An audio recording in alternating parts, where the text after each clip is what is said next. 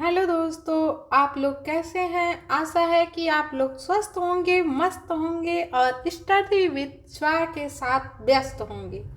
तो दोस्तों, इस चैनल को लाइक करें, सब्सक्राइब करें एंड शेयर करें। ओ, मैं तो कहना भूल ही गई, आपका एनसीईआरटी एंजॉय में जो है स्वागत है। और इस जो है मतलब यहाँ पे 9th से लेके 12th तक के बच्चों को जो है साइंस पढ़ाया जाता है, और ख़ासकर 11 से 12 तक के बच्चों को जो है बायोलॉजी पोर्शन पढ़ाया जाता है। तो आप लोग इस चैनल को जो है ज़रूरतमंद बच्चों को तक ज़रूर शेयर करें, पहुँचाएं। और उसके बाद आपको मैं ये चैप्टर स्टार्ट करने से पहले हर बार एक बात याद दिलाना चाहती हूँ, जो आज भी याद दिलाऊंगी। वो ये है कि आप लोग एनसीईआरटी लेकर बैठे, एनसीईआरटी एक बार रीड करके बैठे, और पेन कापी भी लेकर बैठे, और जो चीज़ें आपको न समझ में आई हो क्लास के बाद, आप लोग कमेंट बॉक्स में अपनी प्रॉब्लम को कमेंट करें, और उसका जो है ज़रूर सलूशन दिया जाएगा, ठीक है।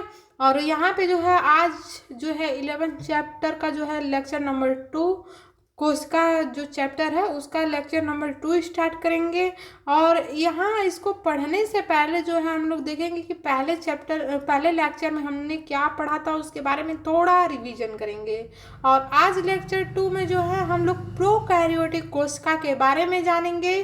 तो यहाँ पे चलिए सबसे पहले एक बार वन शॉट रिवीजन करते हैं, ठीक है। और उसके बाद जो है हम लोग अपना स्टार्ट करते हैं।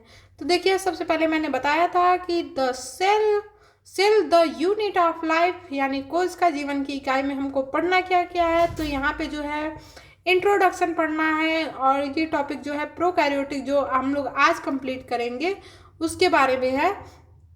और उसके बाद जो है मतलब यहाँ पे इंट्रोडक्शन के बारे में हम लोग एंडोप्लाज्मिक रेटिकुलम और गोल्गी काय के बारे में पढ़ेंगे। यहाँ सेल वॉल के बारे में भी पढ़ेंगे, लाइसोसोम के बारे में भी पढ़ेंगे, माइटोकॉन्ड्रिया के बारे में भी पढ़ेंगे, ये हमने बताया था। और यहाँ पे देखिए लवक यानी प्लास्टिड के बारे में भी पढ़ेंगे, ये भी हमने बताया था। और राइबोसोम को कंकाल या साइटोपंजर कहते हैं, इसके बारे में भी हम लोग पढ़ेंगे। और उसके बाद जो है तारक का है सेंट्रोसोम जिसे कहते हैं इंग्लिश में, और पैराक्सिसोम ग्लाइऑक्सिसोम इसके बारे में भी पढ़ेंगे। और यहाँ पे देखिए फिर केंद्रक के बारे में पढ़ेंगे, उसमें केंद्रक में जो क्रोमेटिन होते हैं उनके बारे में पढ़ेंगे। फिर ये जो गुणसूत्र है जिसे हम लोग इंग्लिश में क्रोमोसोम कहते हैं उसके बारे में भी पढ़ेंगे, मैंने इतना बताया था। और फिर जो है इंट्रोडक्शन पार्ट से हमने स्टार्ट किया था कि उसके बाद इसमें देखिए हमने साइटोलॉजी के बारे में बात की थी कि कोशिकांगों का अध्ययन जो है साइटोलॉजी में होता है। और उसके बाद सेल बायोलॉजी किसे कहते हैं, इसके बारे में हमने देखा था कि कोशिका विभाजन का अध्ययन होता है, ठीक है, कि एक कोशिका कैसे दो नई कोशिकाओं में बढ़ती है।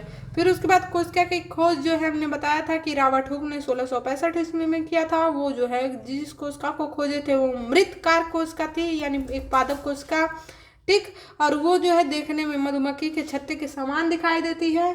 फिर यहाँ पे देखिए उसके बारे में हमने फिर बात की थी कि जीवित कोशिका की खोज किसने की थी।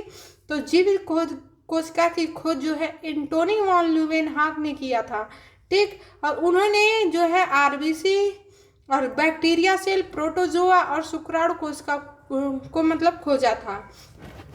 फिर उसके बाद हमने बात किया था कि उसके बाद कोशिका सिद्धांत किसने दिया था। तो कोशिका सिद्धांत जो है 2 वैज्ञानिकों ने दिया था। पहला जो है स्लीडन थे जो 1838 में दिए थे, और स्वान जो है 1839 में दिए थे। और ये दोनों वैज्ञानिक अलग अलग देशों के थे। जो स्लीडन थे वो जो है जर्मन के थे, और जो स्वान थे वो जो है ब्राज़ील के थे। अब उसके बाद देखिए एक चीज़ यहाँ पे और बताना था कि स्लीडन जो है ये पादप के वैज्ञानिक थे, और यहाँ स्वान जो है ये जंतु वैज्ञानिक थे, ठीक है। स्वान मतलब एक जैसे पर्यायवाची है, कुत्ते को भी स्वान ही कहते हैं। तो यहाँ पे उस चीज़ से लिया गया है, तो ये याद रखिएगा कि ये जो है वैज्ञानिक जंतुओं के वैज्ञानिक थे, ठीक। अब उसके बाद स्लीडन ने बताया था कि यहाँ पे पादप कोशिका से जो है पादप निर्मित होता है, ठीक।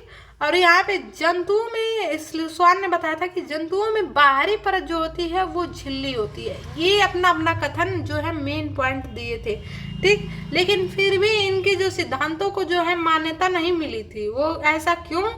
क्योंकि देखिए, इन्होंने कोशिका की उत्पत्ति को नहीं समझा पाए थे कि आखिर एक कोशिका आती कहाँ से है, कैसे बनती है एक कोशिका, इसके बारे में उन्होंने नहीं बता पाया था।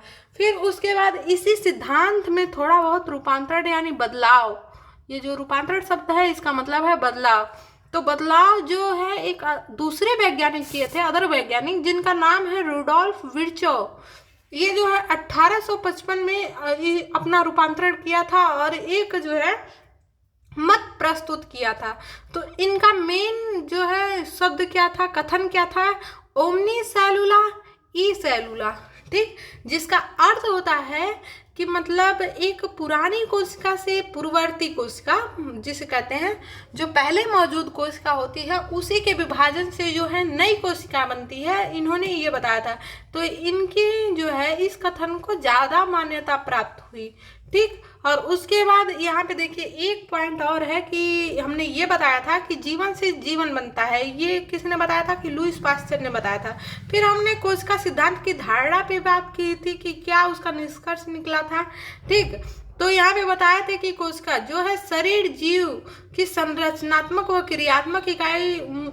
क्रियात्मक मूलभूत इकाई थी, ये हमने कहा था, आप लोग याद रखिएगा। और उसके बाद फिर जो है दूसरा पॉइंट ये बताया था कि जीव शरीर कोशिका व उनके उत्पादों से मिलकर बना होता है। ये जो है कथन किसने प्रस्तुत किया था, ये स्वान ने जो है मतलब इस कथन को प्रस्तुत किया था। फिर उसके बाद हमने कोशिका के अपवाद के बारे में बात की थी, जो है कोशिका का अपवाद जीवाणु, भोजी और प्रियन संक्रमित प्रोटीन व वायरस, व यहाँ पे ये जो तीनों हैं ऑल ऑफ दी, तो ये तीनों राइट हो गए कि ये कोशिका का अपवाद है। हमने पहले लेक्चर में अच्छे से समझाया था, जिसको नहीं समझ में आया होगा पहला लेक्चर देख लेगा। और उसके बाद देखिए हमने कोशिका के आकार के बारे में बात की थी कि आरबीसी जो है द्वितली अवतली होती है और डब्ल्यूबीसी जो है अमीबा के आकार, जिसका कोई निश्चित आकार होता ही नहीं है, उसके आकार का होता है। फिर उसके बाद तंत्रिका के बारे में बात की थी कि ये लंबी व शाखित होती है। फिर जो है वाहिका का जो बात किया गया था, ये दीर्घित होती है। दीर्घित कुछ इस प्रकार से मैंने स्ट्रक्चर बना के बताया था। फिर जो है मीजोफिल पर्ण मध्योतक जो होता है वो जो है गोलाकार या अंडाकार होता है। फिर इसमें जो रंध्र होते हैं, एक रंध्र संरचना होती है, इसका आकार जो है द्विबीजपत्री डाइकोट में किडनी के आकार का होता है, और जो है डंबल के आकार का जो है एक बीजपत्री में होता है। अब देखिए किडनी के आकार ये डाइकोट में होता है, और ये डंबल के आकार के एक बीजपत्री जैसे घास वगैरह में होता है, ठीक। और उसके बाद हमने जीव कोशिका की साइज के बारे में बात की थी, जैसा कि आप लोग यहाँ पे देख सकते हैं। फिर हमने बात किया था कि ये कोश की बहुकोश की जीव क्या है, उसके बारे में भी बात किया था। फिर अंततः जो हम लोगों ने पादप कोशिका व जंतु कोशिका के बारे में अध्ययन किया था। अगर यहाँ पे दो मेन पॉइंट था तो उसको हमने जरूरी समझा, क्योंकि देखिए ये जो पादप कोशिका जंतु कोशिका है आपको जो है क्लास 9th में ही बता दिया जाता है, काफ़ी अच्छे से बता दिया जाता है, जो कि बहुत सरल टॉपिक है। लेकिन उसमें से हमको जो है 2 पॉइंट मेन लगा कि इसमें अंतर में बताना चाहते हैं, क्योंकि आप लोग थोड़ा सा हायर मतलब क्लास में आ गए हैं तो ये जानना जरूरी है। तो यहाँ पे हमने बताया था कि जो पादप में संग्रहित भोजन होता है वो जो है स्टार्च के रूप में होता है, और जंतुओं में जो संग्रहित भोजन होता है वो जो है ग्लाइकोजन के रूप में होता है, ठीक। इस चीज़ को याद रखिएगा, कहीं भी आपको ऑब्जेक्टिव टाइप क्वेश्चन कंपटीशन में ये जरूर मिल जाएगा, क्योंकि ये इम्पॉर्टेंट क्वेश्चन है। और उसके बाद देखिए सेंट्रियोल के बारे में हमने बात किया था। तो सेंट्रियोल जो है निम्न पादपों में उपस्थित होता है, यानी छोटे पादपों में, ठीक है। और उसके बाद लेकिन सेंट्रियोल जो है उच्च यानी बड़े पौधे में, जैसे आम का पेड़, बरगद का पेड़, ये सब पेड़ जो देखेंगे या सागौन का पेड़ देखेंगे तो उनमें उनके कोशिकाओं में सेंट्रियोल नहीं होगा, सेंट्रियोल। और उसके बाद फिर जो है यहाँ पे जंतु कोशिका में हमने ये बताया था कि यहाँ पे सेंट्रियोल जो है मतलब उपस्थित तो होता है, लेकिन इसके भी ये कुछ अपवाद है, अपवाद, इसमें जो है तंत्रिका कोशिका और जो फीमेल में मतलब अंडाणु कोशिका होती है उसमें जो है सेंट्रियोल नहीं होता है। ये चीज़ें आप लोग याद रखिएगा, ये स्टार पॉइंट मार्क करते हैं। ठीक, अब उसके बाद देखिए दोस्तों, हम लोग आते हैं अपने सेकेंड लेक्चर पे, और सेकेंड लेक्चर आने पर हम फिर से याद दिला देते हैं, आप लोग इस चैनल को लाइक करें, सब्सक्राइब करें, शेयर करें और ज़रूरतमंद बच्चों के पास ज़रूर पहुंचाएं। तो फिर चलिए देखते हैं आज के लेक्चर 2 में हम लोग पढ़ने वाले क्या हैं। तो आज के लेक्चर में हम लोग प्रोकैरियोटिक सेल के बारे में जानेंगे। तो ये देखिए प्रोकैरियोटिक सेल में देखिए यहाँ पे बैक्टीरिया जो है इसके बारे में बात करेंगे। ठीक है, ये सारी संरचना क्या होती है इसके बारे में हमने यहाँ पे फिगर बनाया है और अच्छे से बता रही हूँ। तो देखिए सबसे पहले फिगर के बारे में हम लोग बात करते हैं। यहाँ पे देखिए इनका जो है ये चीज़ है, सबसे बाहरी जो आवरण है ये, इसे हम लोग कहते हैं ग्लाइकोकैलिक्स। ग्लाइकोकैलिक्स, ये अंडरलाइन याद रखिएगा, ग्लाइकोकैलिक्स कहते हैं। जो ये हरी वाली संरचना है बाहरी आवरण, उसके नीचे ये बैक्टीरिया का सेल वॉल पाया जाता है। यहाँ पे देखिए ये बैक्टीरिया का सेल वॉल पाया जाता है। फिर ये जो नीले रंग की जो आवरण है इसको हम लोग कोशिका झिल्ली या सेल मेम्ब्रेन कहते हैं, कोशिका झिल्ली या सेल मेम्ब्रेन। फिर उसके बाद देखिए इसी सेल मेम्ब्रेन से एक स्ट्रक्चर जो है, ये जो झिल्ली है कुछ अंदर जाके इस तरह मुड़ जाती है तो एक संरचना बनाती है जिसे हम लोग क्या कहते हैं, मीजोसोम कहते हैं। ये जो है यूकैरियोटिक कोशिका के माइटोकॉन्ड्रिया के समान होता है। अब ऐसा समान क्यों होता है, ये क्यों कहा गया है, क्योंकि ये जो है माइटोकॉन्ड्रिया की तरह श्वसन करता है, वो भी बैक्टीरिया सेल में। ठीक, अब देखिए इससे जो है इसके आसपास ही क्या पाए जाएंगे, केंद्रकाभ। ठीक, इसके आसपास ही क्यों पाए जाएंगे, क्योंकि यहाँ से जो श्वसन में जो भी ऊर्जा मिलेगी वो केंद्रक को आसानी से O2 वगैरह मिल जाएंगे। ठीक, और उसके बाद देखिए इनका एक अतिरिक्त डीएनए होता है जिसे हम लोग प्लाज्मिड कहते हैं। ठीक, ये वृत्तीय डीएनए है, गोल डीएनए।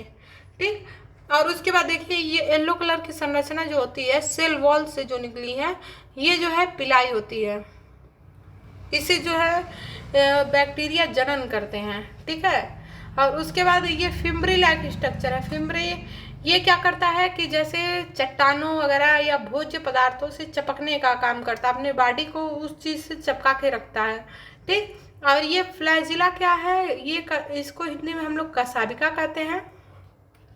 ये गति दर्शाता है, जैसे एक स्थान से बैक्टीरिया इसी संरचना की वजह से आ जा पाता है। ठीक, अब यहाँ पे ये हरा संरचना क्या है इस कोशिका में, तो ये जो है क्रोमेटोफोर है। क्रोमेटोफोर बताया जाएगा कि आगे क्या है। और उसके बाद ये देखिए अंतर्विशिष्ट काय। अंतर्विशिष्ट काय जो है एक पुटका लाइक स्ट्रक्चर होती है, तो बैक्टीरिया में ये होता है। ठीक, और उसके बाद देखिए यहाँ पे बैक्टीरिया में जो है 70 प्रकार का राइबोसोम पाया जाता है। ये आपको क्लास 9th में अच्छे से बताया गया था। और उसके बाद ये देखिए पॉलीसोम। पॉलीसोम क्या होता है कि ये पॉलीसोम जैसे एक mRNA का जो है धागा होता है, ठीक, उस पे जो है राइबोसोम जो है अच्छे से लगे होते हैं, 70 प्रकार के जो ये राइबोसोम है। तो इसी संरचना को हम लोग क्या कहते हैं, पॉलीसोम कहते हैं। ठीक, ये चीज़ें याद रखिएगा, ये इम्पोर्टेंट है। और उसके बाद देखिए हम लोग क्या करेंगे, कोशिका आवरण के बारे में बात करते हैं। जो ये जो ग्लाइकोकैलिक्स है, सेल वॉल और सेल मेम्ब्रेन, ये 3 संरचना के बारे में बैक्टीरिया में हम लोग काफ़ी अच्छे से पढ़ेंगे। तो हम लोग ग्लाइकोकैलिक्स के बारे में पढ़ते हैं। तो देखिए ये क्या है, ये सबसे बाहरी चिपचिपी परत है।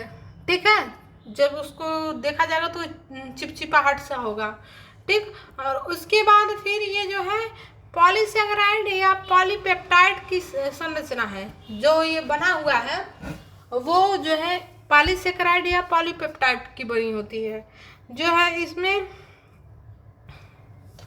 अगर जो जैसे ये औपंक परत जो होती है, ये पतली व ढीली होती है, जिसे हम लोग स्लाइम लेयर कहते हैं। ठीक है, ये ढीली परत होती है। ये जैसे 2 प्रकार के वो बैक्टीरिया में पाई जाती है। और उसके बाद ये कैप्सूल या संपुट जो में होती है, जो मोटी कठोर हो जाती है। तो दो प्रकार के बैक्टीरिया होते हैं जिनमें ये ग्लाइकोकाइलिस एक में जो है पतली व ढीली परत के रूप में पाई जाएगी और एक में जो है ये कैप्सूल जैसी संरचना बनाएगी। ठीक है, इससे जो है बैक्टीरिया को दो प्रकार के बैक्टीरिया में बांटा जाता है, ग्राम पॉजिटिव और ग्राम नेगेटिव। फिर उसके बाद देखिए इसका कार्य क्या होता है ग्लाइकोकाइलिक्स का। तो ग्लाइकोकाइलिक्स का जो है सतह से चिपकता है। ये एक मिनट, यहाँ पे गलती होगा, सतह से चिपकता है। ठीक, कोई सरफेस होगा तो अपने बॉडी को जो है मतलब इसके द्वारा भी चिपकता है। हमने बताया कि फिमरी द्वारा भी होता है, लेकिन इसके द्वारा भी जो है मदद मिलती है। और ये देखिए जीवाणुओं की यांत्रिक सुरक्षा यहाँ पे ये बात की गई है, जैसे अगर जो मोटी कठोर कैप्सूल लाइक स्ट्रक्चर होगी, ये मान लीजिए ग्लाइकोकाइलिस है, तो यहाँ पे कुछ छोटा मोटा जैसे चोट भी लगता होगा तो यहाँ के जो है अंदर कोई हानि नहीं होती है। ठीक, तो इसीलिए ये बताया गया है कि ये जो है यांत्रिक सुरक्षा प्रदान करती है। ठीक, और उसके बाद देखिए हानिकारक जीवाणुओं से सुरक्षा करती है।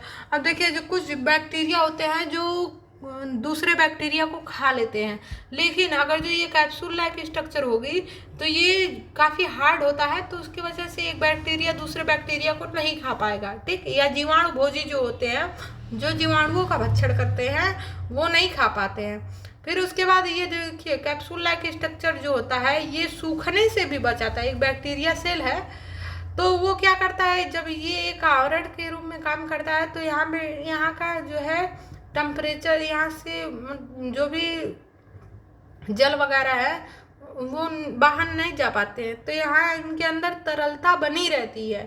ठीक, और उसके बाद हम लोग अब बात करते हैं सबसे बाहरी आवरण ग्लाइकोकाइलिस के बारे में हम लोग बात किए।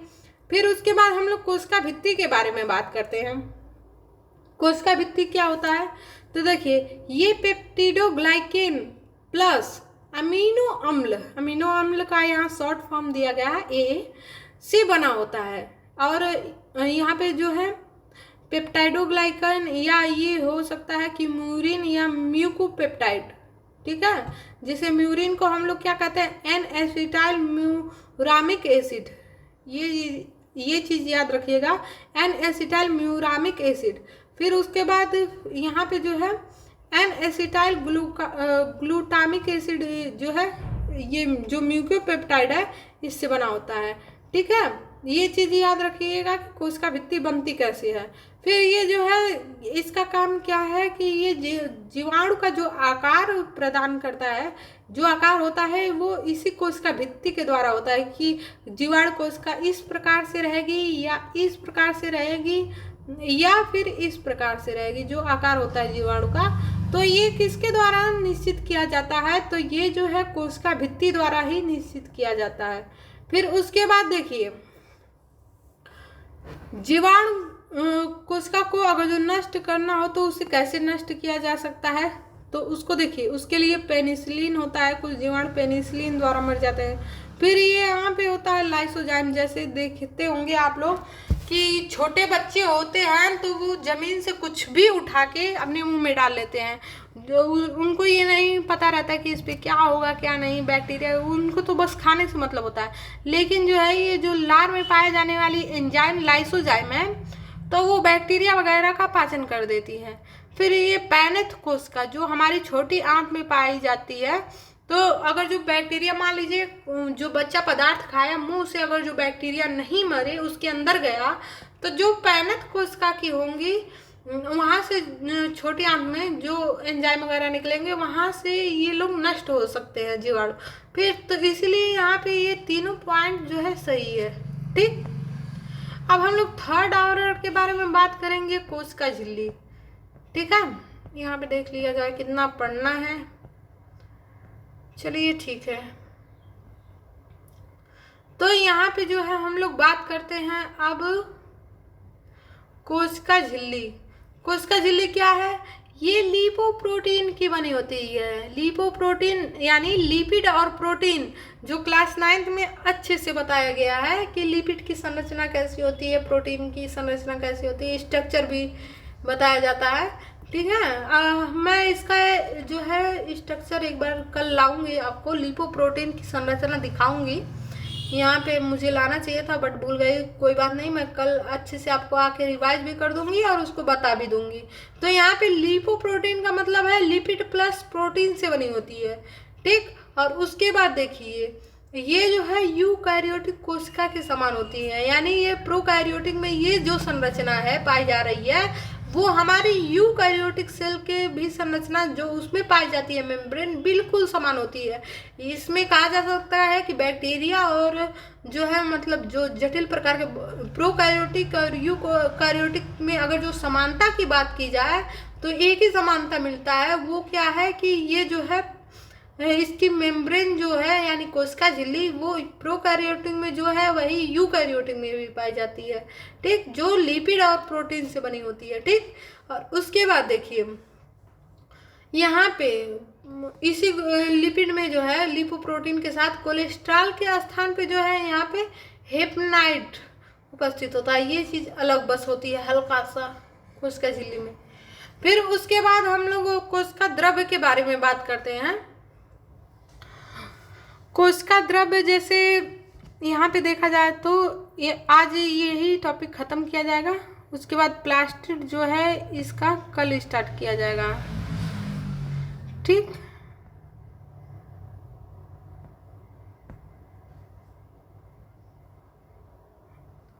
आज यहाँ पे प्लास्टिड नहीं, हाँ कोशिका द्रव्य। कोशिका द्रव्य में जैसे ये कोशिका है, ये केंद्रक है बैक्टीरिया का जो भी है मेसोसोम वगैरह, लेकिन इस कोशिका में अदर क्या चीज़ पाई जा रहे हैं उसके बारे में बात करेंगे। ठीक, तो सबसे पहले आद्य केंद्रक या न्यूक्लियस, इसका बात हम लोग कहते हैं। ठीक, आद्य केंद्रक हम लोग क्यों क्या होगा, आद्य का मतलब होता है पुराना या अविकसित। ठीक, पुराना या अविकसित प्रकार का जो केंद्रक होता है उसे हम लोग आद्य केंद्रक कहते हैं, जिसे हम लोग न्यूक्लियोइड कहते हैं। ठीक, अब उसके बाद देखिए फिर यहाँ पे जो है जीनोफोर, यहाँ पे इस जीनोफोर भी हम लोग कर सकते हैं। अब देखिए क्या होता है कि इसके बाहर जो है केंद्रक झिल्ली जो है नहीं होती है। ठीक है, अनुपस्थित होती है। तो यहाँ पे बताया गया है कि इसके जो आद्य केंद्रक है इसके ऊपर झिल्ली अनुपस्थित होती है। फिर उसके बाद इसमें क्या होता है कि केवल एकल गुणसूत्र ही उपस्थित होता है। ठीक, ये चीज़ मेन इम्पोर्टेंट है कि इसमें केवल एकल गुणसूत्र होता है। और उसके बाद देखिए मैंने अतिरिक्त जो प्लाज्मिड बताया था, ठीक है, प्लाज्मिड ये द्विरज्जुकी डबल स्टैंडर्ड और वृत्ताकार होता है, ये इम्पोर्टेंट है, द्विरज्जुकी व वृत्ताकार। ठीक, अब उसके बाद यहाँ पे जो ये डीएनए जो होते हैं इनमें क्या होता है, हिस्टोन नामक एक प्रोटीन होती है, ये प्रोटीन नहीं पाई जाती है, इसको याद रखिएगा। और यहाँ पे ये क्या होता है कि यहाँ क्षारीय प्रोटीन, ठीक है, उपस्थित होता है, न्यूक्लियोइड एसोसिएटेड प्रोटीन। ठीक है, NAP न्यूक्लियोइड, इसी का फुल फॉर्म है न्यूक्लियोइड एसोसिएटेड प्रोटीन होता है। ठीक, और उसके बाद यहाँ पे जो है इंट्रॉन उपस्थित होते हैं। जैसे इंट्रॉन मतलब एक डीएनए का प्रतिकरण शुरू करने के लिए, जैसे डीएनए से नए डीएनए बनाने के लिए जो मतलब शुरुआत का दौर होता है, जिससे वो बनने की अभिक्रिया होती है वो प्रारंभ होती है, तो उस चीज़ को हम लोग इंट्रॉन कहते हैं। तो वो चीज़ यहाँ पे नहीं होता है बैक्टीरिया सेल में, प्रोकैरियोटिक सेल में। ठीक, अब उसके बाद यहाँ पे एक ओरी होता है, ओरी आपको आगे बताया जाएगा, यहाँ पे अभी नहीं समझ में आएगा। ठीक है, फिर उसके बाद यहाँ पे देखिए जीवाणु में डीएनए का प्रतिकरण विभाजन से पहले होता है। जैसे एक कोशिका है और अगर जो दो कोशिका में बंटने जा रही है, ठीक है, अपनी अनुकूल प्रतिकूल जो परिस्थितियाँ होंगी, तो ये क्या कहता है, डीएनए सबसे पहले ये केंद्रक है, इसमें जो भी डीएनए वगैरह क्रोमोसोम वगैरह पाया जा रहा है, तो वो क्या हो रहा है, सबसे पहले इस तरह से दो भाग में डिवाइड हो रहा है। यहाँ पे ध्यान दीजिए, दो भाग में डिवाइड होके तो ये क्या करेगा, एक केंद्रक इस कोशिका में चला जाएगा, एक केंद्रक इस डॉटर सेल में चला जाएगा। ठीक है, तो यहाँ पे बताया गया है कि जो डीएनए का प्रतिकरण होता है वो विभाजन से पहले ही हो जाता है। ठीक। और उसके बाद यहाँ पे देखिए इंटरफेज अवस्था जो है अनुपस्थित होती है। अब इंटरफेज क्या होता है, आप इतना ही याद रखिए, ये सेल साइकिल और जो है सेल डिवीजन में पढ़ाया जाएगा, आगे के जो चैप्टर हैं उसमें पढ़ाया जाएगा। बस यहाँ पे ये इतना याद रखिएगा, ये इंपॉर्टेंट पॉइंट है, आपको पूछा भी जाता है कि इंटरफेज अवस्था यहाँ पे अनुपस्थित होती है। और उसके बाद देखिए अब हम लोग उसी वृत्तीय डीएनए यानी प्लाज्मिड के बारे में हम लोग बात करते हैं। ठीक है, आज का ये टॉपिक यहीं पे पढ़ा के जो है एंड करेंगे, फिर उसके बाद अगले लेक्चर में आके आगे की बात की जाएगी। अब देखिए ये जो प्लाज्मिड है वो क्या होता है, तो ये जो है मतलब इसकी खोज जो है लेडरबर्ग ने सबसे पहले इसके बारे में बताया था, प्लाज्मिड के बारे में। और ये क्या है, एक अतिरिक्त गुणसूत्री पदार्थ है। एक अतिरिक्त क्यों कहा गया है कि देखिए जो बैक्टीरिया का सेल मेम्ब्रेन से ही बनाते हैं, तो ये जो मीसोसोम था इसके ऊपर जो है मतलब ये जो केंद्रक था, तो इसमें डीएनए तो होता है, लेकिन ये जो है बैक्टीरिया में एक अदर जो है संरचना होती है जिसे हम लोग प्लाज्मिड कहते हैं, ये भी वृत्तीय डीएनए होती है। ठीक, वो भी डबल स्टैंडर्ड। डबल स्टैंडर्ड क्या है ये आपको बाद में बताया जाएगा, ये बस इतना याद रखिए कि डबल स्टैंडर्ड अगले लेक्चर में आएगा आपके, जब केंद्रक का वो टॉपिक पढ़ाएंगे तो उसमें क्या होता है, क्रोमोसोम के बारे में पढ़ाएंगे, तो उसमें double standard and single standard के बारे में बताया जाएगा। और वृत्तिकार मतलब गोलाकार, ये देखिए इसकी संरचना गोल है, गोलाकार डीएनए होता है। और इसमें देखिए रेप्लिकेशन की क्षमता होती है। रेप्लिकेशन का मतलब जैसे अगर जो ये प्लाज्मिड है, ठीक है, आप इसका ये पार्ट काट के हटा देते हैं, तो इसमें जो है रेप्लिकेशन ये क्या करेगा, ये जो है डीएनए की संरचना आप लोग ये पढ़ते आएंगे कि ऐसे ऐसे होता है। ठीक, अगर जो मान लीजिए यहाँ पे ये चीजें आप काट के हटा दिए, तो ये जो है धीरे धीरे इस तरह से बढ़ के जो है पूरी संरचना को कंप्लीट कर देगा। ठीक है, तो इसी क्षमता को हम लोग क्या कहते हैं, रेप्लिकेशन कहते हैं। ठीक, एक बार और बताते हैं, रेप्लिकेशन इम्पोर्टेंट है। यहाँ पे देखिए कोई डीएनए है, ठीक है, डीएनए इस प्रकार से होता है जैसे आपको बताया गया, स्ट्रक्चर दिखाया भी गया होगा। ठीक, अब उसके बाद ये पूरा डीएनए है, यहाँ पे देखिए ये पूरा डीएनए है। अगर जो हम इतना पार्ट इसका काट के हटा दे रहे हैं, तो अब क्या होगा, यहाँ से जब ये डीएनए पूरा इसमें जुड़ना चाहेगा, तो ये क्या करता है, यहाँ से इधर ऐसे ऐसे बढ़ता चला जाएगा और अंततः जाके इस पोर्शन से जुड़ जाएगा।